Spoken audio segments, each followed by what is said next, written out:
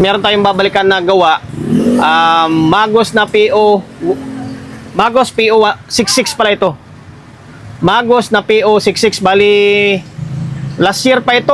Mga October yata dinala ito sa akin. Ngayon, hanggang ngayon, hindi ko pa rin siya nagawa. Ito siya, oh. Yan, hindi ko pa rin siya nagawa. Mahina yung dalawang channel mismo. Mahina talaga siya. Yan ang board nyo.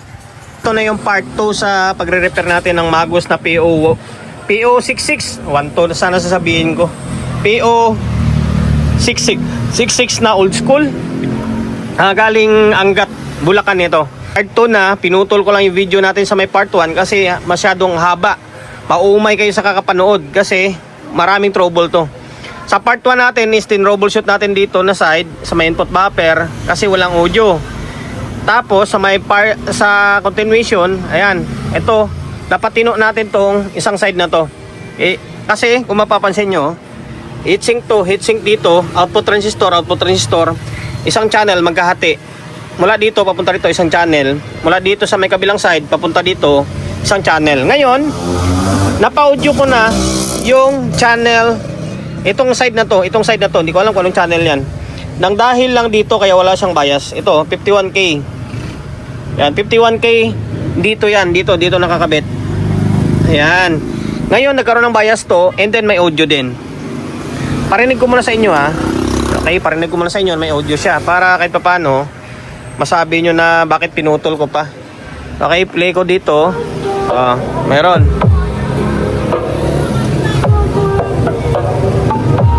Okay. May audio na yung channel. Itong side na to, hindi ko alam kung anong channel yan. Ngayon, dito naman tayo sa may kabilang side. Ito naman yung troubleshoot natin. Ngayon, pakita ko sa inyo na walang bias yan ha. On natin ulit. May naka-on na pala yan. Tapos, ngayon ito, pakita ko sa inyo, sukatan ko ng biasing ha. Kung bakit wala itong bias, yan ang alamin natin. Oh, wala siya oh. Yan, wala siyang bias. Oh. Dito, goods to dito. Baliktad ah. Dito tayo. Baliktad. Dito, pansinin nyo. Oh, meron di ba? Nasa 0.4, magpo 0.5 na. Goods na nga dito kasi may audio na siya. Ang alamin na lang natin na side is dito. Yan, ngayon ito troubleshoot ko yan. Ito kasi 51K. Ay, off muna natin. 51K rin ito. Ito 51K to. Tapos itong side na to is 51K rin to. Papunta sa may itong yung kuha na to, trimmer na to. Same din dito. Tumawid siya papunta rito sa trimmer. Dito, buo ito. Parang buo ito eh. O, kung ito na open, bakit ito buo? Pero bakit wala pa rin bias to kung buo itong 51K? Yan ang susuyurin ko ngayon. Hanapin ko, baka may ibang resistor pa na open. Pero bago natin simulan yan, dahil part 2 na ito, kung hindi ka pa nakapag-subscribe, pakisubscribe ng YouTube channel natin. Pinutin mo yung bell button sa gilid, select mo yung all. Yan, kapag napindot mo na yan, manonotified ka kapag meron tayong bagong upload na video. Ngayon, ito troubleshoot natin. Hanapin ko. Mukhang huli din. Yung dalawa na to, 51K pala parehas to. Ito 51K. Yung ito buo. Tapos yung ito, inangat ko para sigurado. Parang open din. Ito siya oh. Ito yung pinalitan natin. 51K pala parehas to. Ito siya oh, inangat na natin ha. Pansinin nyo. Na-open din eh. Open din. Ito to. Inangat ko na para sigurado ha. Pansinin nyo, open oh. Walang resistance. Pero ito yung isa, buo ito. Oh, meron dapat ganyan. Tapos dito, ito, check natin to. Oh, dito meron talaga oh. Ito na open to, isang 51K din. Halos isang trouble lang no. Bakit nasira yung 51K? Anong dahilan? Hindi natin alam din. Ngayon, try kong palitan to. Kaso wala akong 51K na 1/4. 5 band ito, 51K nakasulat to. Ayan. Wala tayong 51K na 1/4 na naubos na. Ito, 2 watts ang ilalagay natin. 2 watts ang available natin eh. Okay, palitan ko to. Tapos tingnan natin kung meron siyang bias na. Kasi dito, gitna. Kasing nasira dito sa kabila oh. Gitna. Kaya nag-focus din ako dito sa gitna. Akala ko gitna rin yung na-open. Yung pala buong gitna. Dito naman sa kabilang side. Dito sa gitna, sa loob sa labas naman yung 51K na nasira. Ngayon, palitan natin. Napalitan na natin. Ito siya oh. Yan, ito siya. Tapos, kung saan siya nakalagay, ayun oh. Dalawang malalaki na to. Ngayon, sukatan muna natin ng resistance kung magkakaroon. Dapat meron yan, syempre. Kailangan may resistance siya. Kasi 51K yan, oh. Meron, oh. Reverse natin. Dapat, ganito lang siya. Oh, meron na, oh. Ngayon, magsukat tayo ng biasing. Tingnan natin kung may bias ito. On natin. Okay, naka-on na yan. 2.5. Ayan, nag-relay. Tapos dito, oh, meron na. Gumalaw na yung tester natin eh. Baliktad nga lang. Siyempre, analog yung gamit natin eh. Masanay ako sa analog kasi. Yung digital natin doon nakatago. Oh, meron na oh. Medyo mataas-taas lang ng konti. 0.5. Although, pwede pang ibaba to. Pwedeng ibaba to. Ayan oh, meron na oh. Ayan naman kasi yung design talaga ng mga old school na amplifier. Medyo mataas-taas naman talaga sila. Same na din dito. Baliktad eh. Ito yung isang channel eh. Oh, parehas lang oh. Wah. Goods na. Nakalain mo ah. Pinahirapan ako ng todo. Eh, kung mapapansin nyo, pinambaklas ko yung mga transistor kagabi niya no, sa bahay oh. Chinik ko. Akala ko sira o may na shorted dyan. Or basta yung tipong sira. Yung pala buo, resistor lang pala. Ngayon, sige ayusin ko yung mga linya muna. Pati itong mga input to. Tsaka natin ibalik. Bago pala natin ipwesto, pa-audioin muna natin. Nilipat natin yung speaker dito. Yan, tapos yung audio, nilipat natin dito yung audio input. Wala na yun na dito. Nakarekta. Dito pa rin sa cellphone natin na isa. O natin.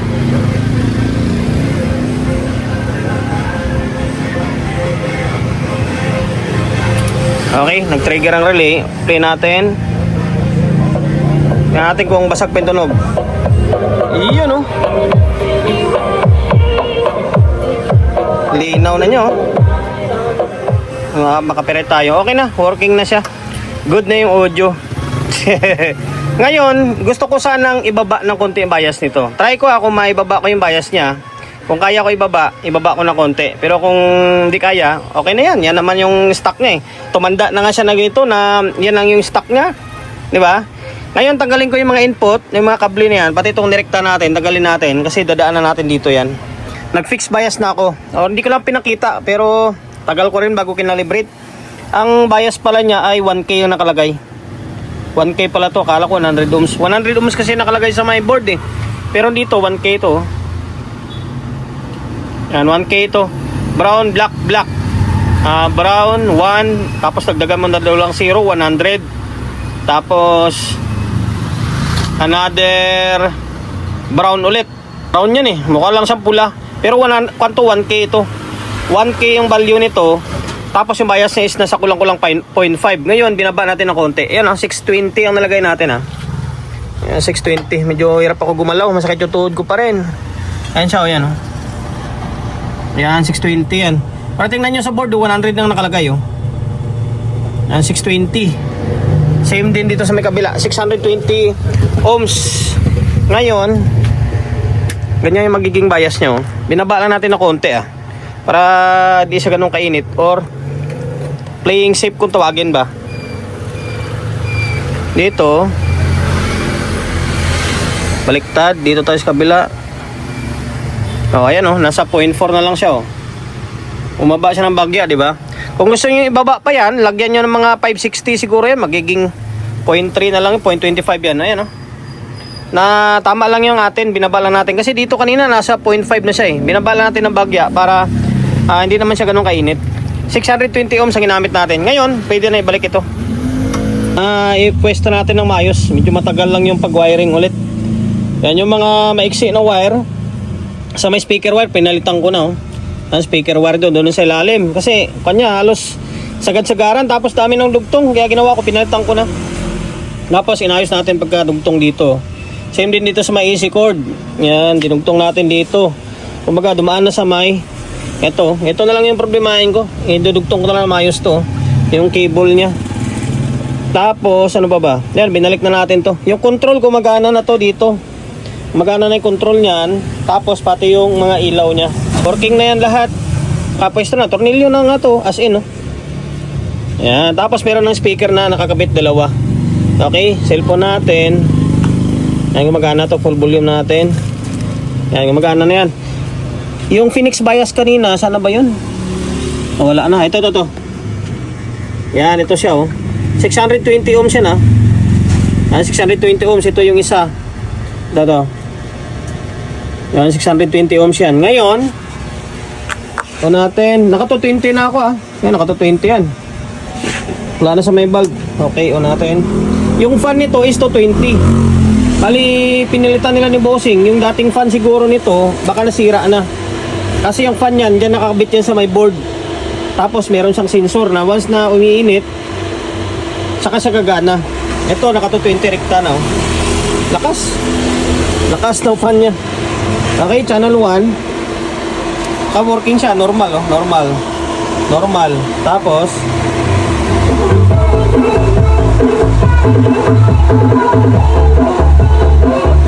hindi lang siya ganun kalakasan kasi 63 lang naman ito eh. Malakas-lakas lang sa 737. Tapos ito isang channel.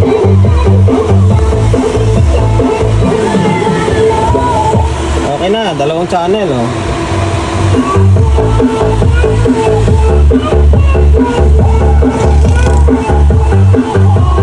Pinahirapan tayo. Nakalain mo, mag-isang taon. Actually guys, hindi ko siya kasi binibigyan ng oras ng todo. Ngayon lang ulit. Binigyan ko ng oras talaga. Bali, pangalawang araw ko ngayon. Kasi nakakatamad sa totoo lang. Ito klaseng board, oh. Laki kasi ng board niya. Pero madali lang siya gawin. Kasi class AB lang naman siya. Hindi siya naman sa class H eh.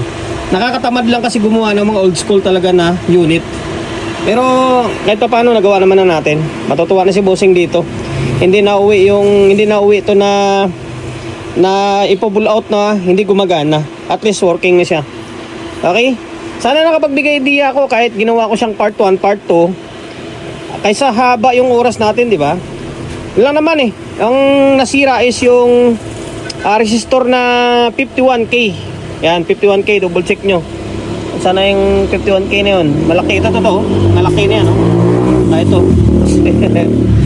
Okay. And then dahil umabot ka sa part ng video natin na ito at hindi ka pa rin nakapag-subscribe, paki-subscribe ng YouTube channel natin. Pindutin mo yung bell button sa gilid, select mo yung all. Kaya kapag napindot mo na yan, manonotified ka kapag meron tayong bagong upload na video. Nag-upload tayo ng video isang beses, 2 beses kada araw. God bless and then peace atin lahat.